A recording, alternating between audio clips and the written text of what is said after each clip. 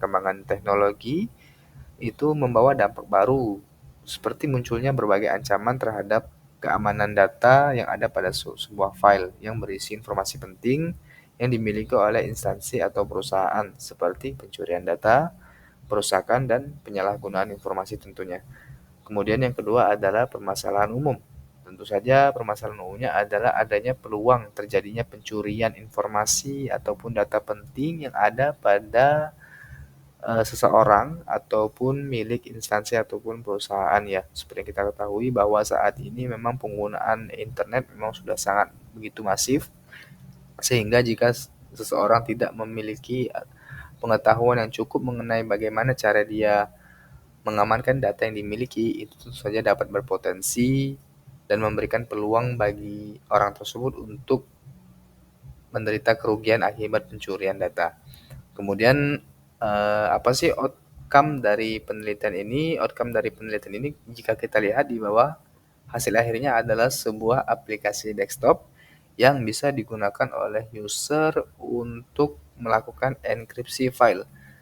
Prosesnya adalah ketika user menggunakan aplikasi ini, yang pertama user harus memilih file yang ingin dienkripsi. Sebagai contoh, ketika dia memiliki file Excel ataupun file Word, kemudian dia pilih file tersebut, kemudian di-upload pada aplikasi enkripsi tersebut dengan password tambahan, dan nantinya password ini akan digunakan untuk proses decrypt file tersebut. Nah, kemudian tinggal diklik button gembok ini. Nantinya aplikasi ini akan menghasilkan output file yang sudah terenkripsi seperti itu. Nah, file yang sudah terenkripsi tersebut tidak bisa langsung dibuka secara langsung oleh orang-orang pada umumnya, walaupun orang tersebut sudah memiliki file itu.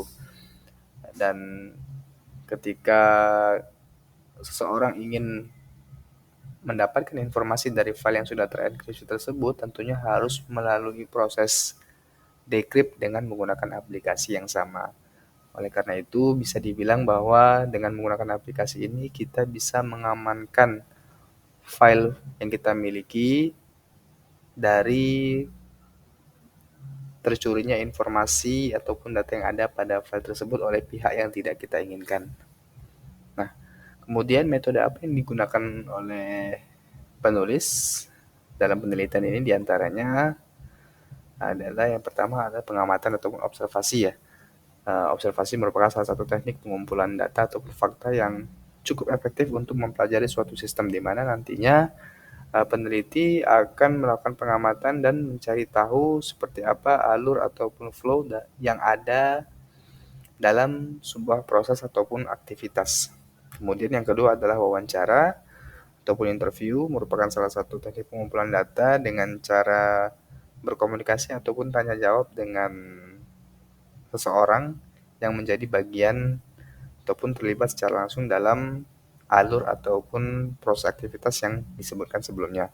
Kemudian yang ketiga adalah studi pustaka. Studi pustaka merupakan salah satu teknik pengumpulan data lewat sumber bacaan, baik buku ilmiah, jurnal di buku ataupun jurnal online seperti itu ya. Nah, kemudian keunggulan. Apa sih keunggulan dari penelitian ini?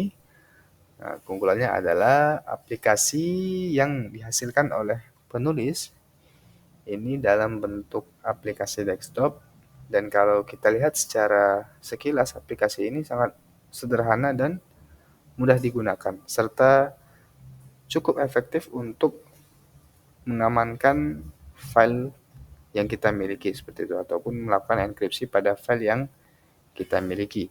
Nah, oleh karena itu bisa dianggap bahwa aplikasi yang sudah dibuat ini cukup sederhana dan mudah digunakan oleh orang ataupun user karena tidak memerlukan spesialisasi ataupun kemampuan khusus ya, karena memang cukup simpel. Dari sini kita bisa lihat keterangannya bahwa yang pertama itu choose file, itu kita diminta untuk memilih file, kemudian setelah memilih file kita masukkan password enkripsinya apa, kemudian selesai ketika klik tombol gembok, nah maka file tersebut sudah akan terenkripsi seperti itu.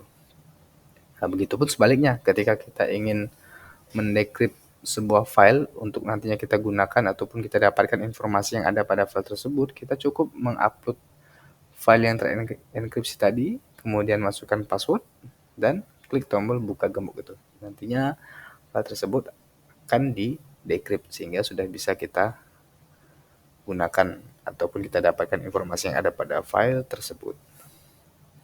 Kemudian metode dan implementasi, kalau kita lihat di sini, ini penulis juga sudah menyantumkan untuk flow proses enkripsi dan flow proses dekripsi. Kemudian di sini juga ada screenshot dari aplikasinya, aplikasi yang dibuat oleh penulis. Kita lihat. Nah, ini kalau kita lihat penulis melakukan percobaan dengan melakukan enkripsi pada file Word, di mana yang pertama file Word-nya dibuka terlebih dahulu, ini sebelum proses enkripsi ya, dibuka dan bisa diakses secara langsung oleh user. Kemudian pada gambar 10 ini setelah file Word tadi dilakukan enkripsi dengan aplikasi yang dibuat oleh penulis. Nah, nantinya akan muncul misalnya error seperti ini. Sehingga file Word tersebut tidak bisa dibuka ataupun cacat lah seperti itu ya, karena memang sudah dilakukan enkripsi sebelumnya, dan akan kembali normal ketika sudah dilakukan decrypt terlebih dahulu dengan aplikasi yang sama.